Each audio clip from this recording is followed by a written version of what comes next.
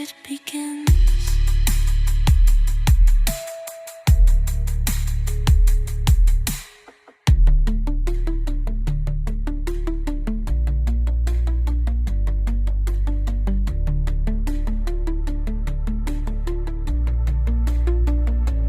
What's up, everyone? Welcome back to the channel. I know it's been a while since we made a video, but let's just hop into this one.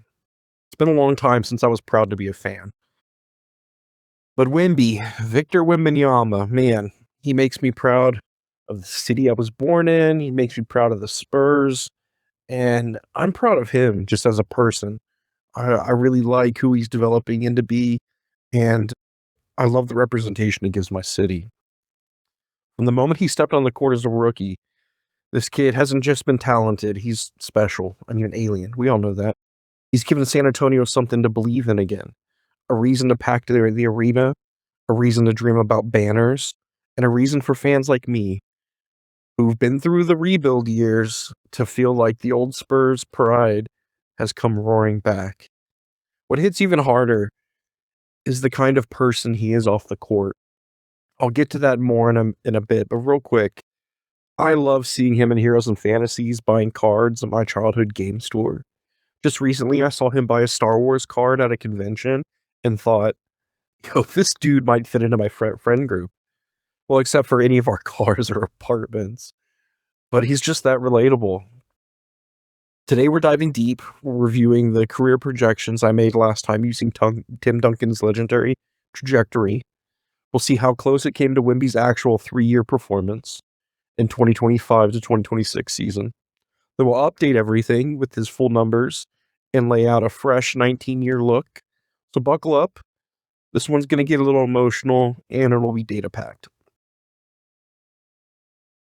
If you're a Spurs fan or just love thoughtful NBA analysis, smash that like button, subscribe.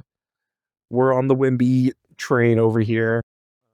And depending on the feedback, I could do more of this Spurs related, but I definitely could do some more videos in this area. But before we jump into the numbers, I want to spend a minute on something that makes Wemby truly special, the kind of human he is. In a league full of superstars, Victor stands out for his humility, curiosity, and grounded personality.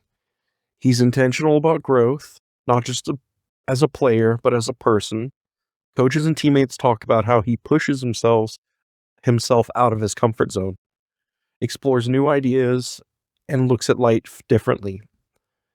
After dealing with a tough health scare, like deep vein thrombosis, he turned it into a learning experience that shaped his mindset. He's thoughtful in interviews, giving layered, honest answers that show you real self-awareness.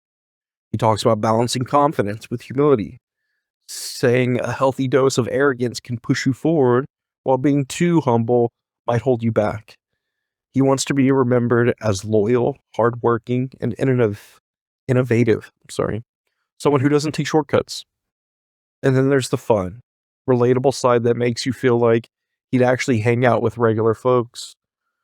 I loved seeing him pop into Heroes and Fantasies. That was my childhood game store in San Antonio, where I grew up in, where Pokémon was first released at. I was at a release party for Pokémon in that store, browsing Pokémon cards, Magic the Gathering, and buying some manga. The owner said he was super friendly, just a normal guy geeking out before closing time. More recently, at a convention, he was spotted negotiating buying a signed 1977 Topps Star Wars Luke Skywalker rookie card for $2,500. Ticket price was $3,000.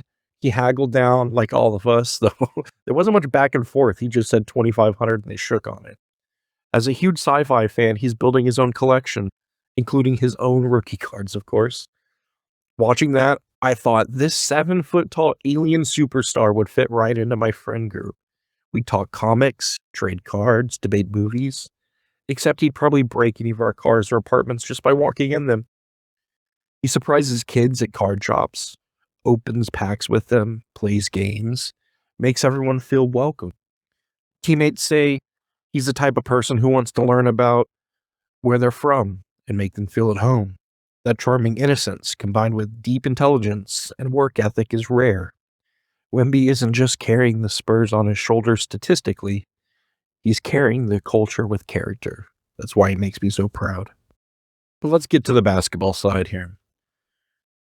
Last time we anchored the whole Wemby 2024-2025 model to the sophomore season, and I projected forward using Duncan's historical rates as growth peak and gradual decline rates. We assumed 75 game per season going forward to balance durability with the modern load management. The goal was to model a sustained excellence career like Timmy's 19-year career. So how close did we get? In 2025-2026, year 3, Wemby played 64 games, which is a bit below our 75 game assumption due to some ribcage soreness and cautious management, which is young and common which is common and smart for young stars. His scoring. His actual was 25 points per game, where he projected 24.5 to 25.5. So, right on. Rebounding, 11.5 rebounds per game. Spot on where we predicted. Assists. He had 3.1 assists per game, which is a bit lower than modeled. We had 3.4 to 3.6, but this is likely due to the team evolution and something's happening this year that no one saw coming. Steals, we said 1 steal per game. That's pretty much exactly on. Blocks, this is an area that has dropped, and I think it's because of what do they call it? The neverminds. People aren't attempting to shoot as much around Wemby, so his block rate is dropping. However, at 3.1 blocks per game, that's still historically elite.